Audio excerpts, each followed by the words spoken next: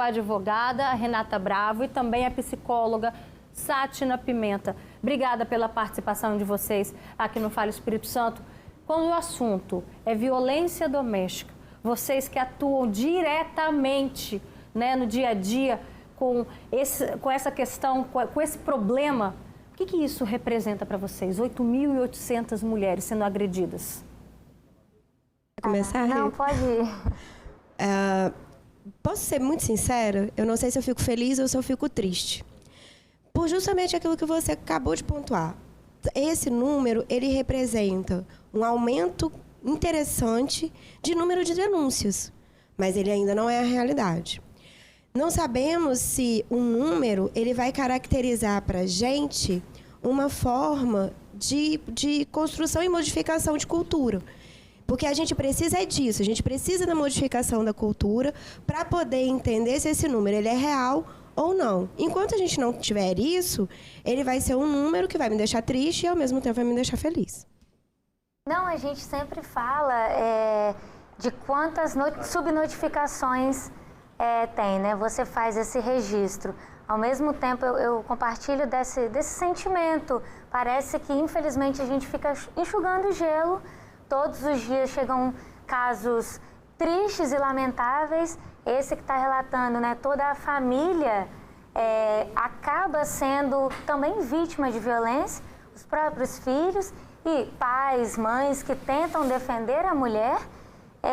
E aí a gente precisa de uma solução efetiva, que não seja só a legislação. É claro que precisa sempre de uma punição, mas entender em como que a gente, enquanto sociedade, vai pegar esses dados, entender isso, para poder aplicar políticas públicas, grupos de reflexão com os homens, para que todos os atores, sejam os homens agressores, sejam as mulheres vítimas e a sociedade como um todo, estejam integrados para a gente fazer esse enfrentamento real e esses números poderem reduzir. O que é uma triste realidade, né? Que a gente sabe, embora existam alguns programas, por exemplo, Homem, que atua com alguns homens, mas só que, infelizmente, a gente não vê essa participação de todas as partes, porque só assim a gente consegue mudar esse cenário. Eu recebo agora aqui, gente, a Andréia Dutra. Obrigada pela sua participação. A Andréia, ela já sofreu todos os tipos de violência dentro de casa, não é isso, André? Com o seu ex-relacionamento. Obrigada pela sua participação. Eu queria que você contasse pra gente. Sim, passei por todas as violências impossíveis, né? E passei também pela Lei Maria da Penha e consegui prendê-lo, mas não adiantava muito. Eu sabia que quando ele saísse de lá, seria pior a minha vida, a ponto de eu fugir para outro estado. Era o único meio que eu encontrei, é fugir. Porque senão, certamente, eu não estaria aqui hoje. Muitas mulheres não têm a coragem de denunciar o agressor. Daqui a pouquinho, inclusive, a gente vai falar sobre isso. Né? Você chegou a denunciá-lo? Sim, denunciei. Porque... Com muito medo? Muito medo. Porque a denúncia tem que ser feita. Tem que haver a denúncia. Eu consegui denunciá-lo e consegui prendê-lo na Lei Maria da Penha. Mas e aí?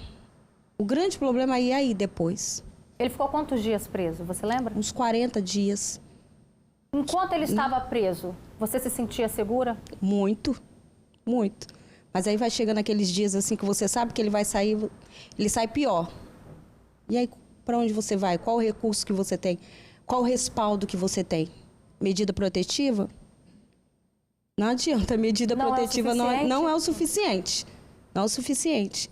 Eu acho que está faltando mais. Todo dia nós estamos enfatizando, todo dia a gente abre o celular, liga a TV, e é sempre a mesma coisa. As mulheres estão morrendo pelas mãos dos homens.